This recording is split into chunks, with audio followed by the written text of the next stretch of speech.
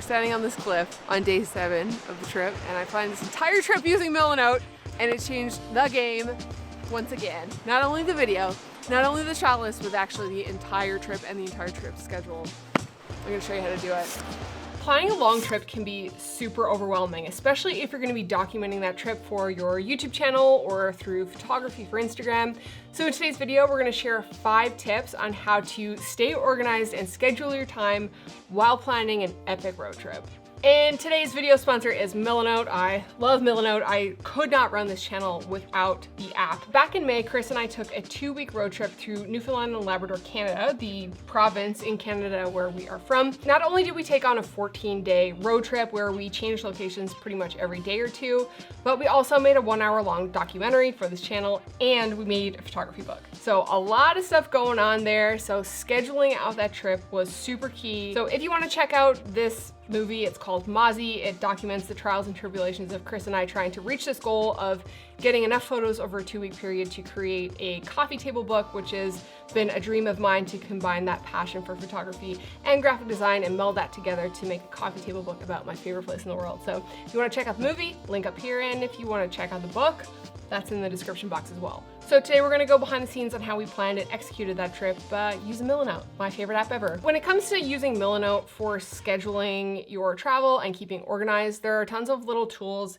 within the app that can be super helpful to keeping things together. Basically, when I'm making a big video project like this, I make one big board, and on the left side, it's gonna have a number of subboards that are kind of broken up into sections. I'll have a section here for travel information. So that's everything that has to do with travel. So we've got our packing list, trip itinerary and schedule. We've got one for our shooting schedule, and then we have a gear checklist. So if I click on trip itinerary and schedule, this is kind of where the calendar is. On the left, I've got kind of weekly information, a color key that allows me to kind of color code things. Orange highlights are gonna be things that I need to book.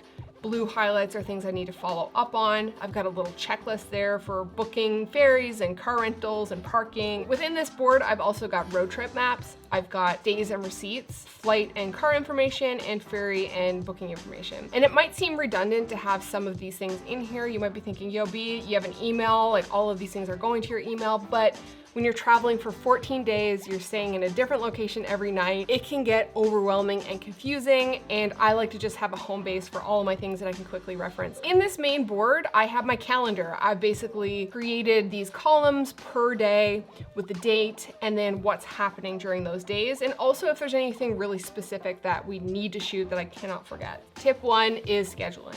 Scheduling out your days while you're traveling is really important if you are going to be documenting it. If you're gonna be shooting it, whether it's photography or video, having a schedule is gonna really help cut down on the time on the ground planning. Some of the things we like to do when we are outlining or scheduling a trip is make an outline of what our trip goals are. So where do you want to go? What do you want to see? And is there anything specific you want to shoot? Usually when we're doing these travel days, especially when we're documenting it, because documenting your trip can be so taxing, is we pick 2 activities to do per day and try not to pack in any more than that. For this trip specifically, we knew we wanted to shoot for sunrise and sunset, so we kind of planned our days accordingly. In the middle of the day, we kind of wouldn't really shoot much. We'd kind of take a break or use that time to travel from place to place. And then in the evening, we'd schedule kind of like a sunset shoot into the night. You don't want to forget about your travel times, your driving time. So there were a couple of days during our trip where we had to spend the entire day driving for the most part. Getting up for sunrise might not be practical on that day, but maybe staying out later might be. I essentially created a calendar for ourselves using columns and notes for every single day. I tagged those with the date and then what activities we were going to be doing. If we look at Tuesday, May 24th, for example, I've got Eastern, which is the region of the province we're going to be visiting on that day. And then I have home base Bonavista. Now that's highlighted in yellow because I needed to book something there. I also have a note here that says there's going to be a 3-hour drive on this day, so I know not to tax myself too much with an early rise. I have a couple of notes here of things I definitely need to shoot. And this kind of goes back to our shot list. We made a video on how we use Milanote to plan our videos, so I'll link that one up here. And then I have a note here that says sunset puffing viewing area, and I have a link to the trail in which we would be hiking for that. At a glance, this just gives me all of the information I need to know where we're going, what we're doing, and where we're staying. Tip 2 is staying organized. Traveling for 2 weeks is quite a long time, and not only were we just traveling for 2 weeks, but we were switching Airbnbs every night or two, which is a lot to deal with when you have long drives in between places and then shoots scheduled. Something I like to do to keep track of my schedule and my bookings is to take all of my receipts and confirmation numbers from the Airbnbs and hotels that we've booked and then plop them right into Milanote in a dedicated board. And so I don't have to be digging through my emails looking for something specific. It is all there. Something I like about Milanote and these boards is that we can add PDFs, we can add links to maps, and so everything is kind of in one place. It's super handy. Tip number 3 is to create a packing list. While you're planning your trip, start making a list of things that you know you need to bring. So you might be planning out your trip and you book a boat tour. You might be getting wet on that boat tour, so you might need a raincoat. So at that point, it might be helpful just to kind of pop raincoat into your packing list. Something I like to do is create a board, and then I'll use the checklist feature in Milanote to create a packing list. When we went to Newfoundland, we went during May, and May is typically known for kind of crazy, unpredictable weather.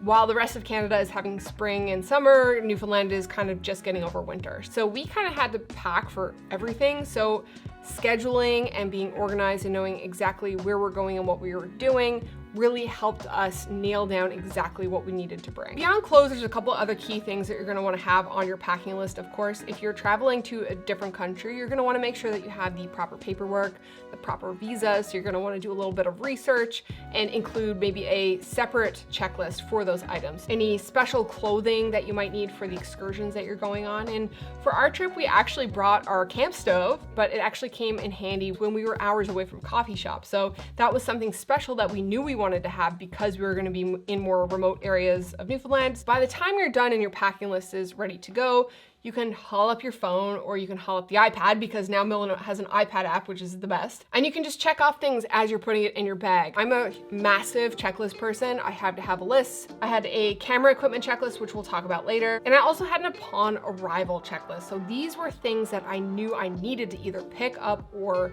do when we arrived at our destination. Pull up Milanote. Okay, I got my full packing list here, including my grocery list. So we need snacks, tea bags, mask, hand sanitizer, hot beverages, granola bars. Let's start with fruit and then work our way over. I'm a Milanote power user, by the way. I just look at my upon arrival checklist. I go to the grocery store. I buy creamer for my coffee. My mom's already picked up my coffee grounds from Jumping Bean, and she's good to go. Tip number 4 is to do a digital location scout. This is a massive game changer if you have a long trip and you're going to destinations you've never seen before. To do this, I basically went on Instagram and looked at some locations we're gonna be going to. I went on Google Maps and looked at some of those locations and kind of just used a combination of Street View and some of the sites that were already designated, like, a lighthouse or whatever, to have a look around and just see like what I wanted to shoot, what was worth driving to and what might not be worth driving to.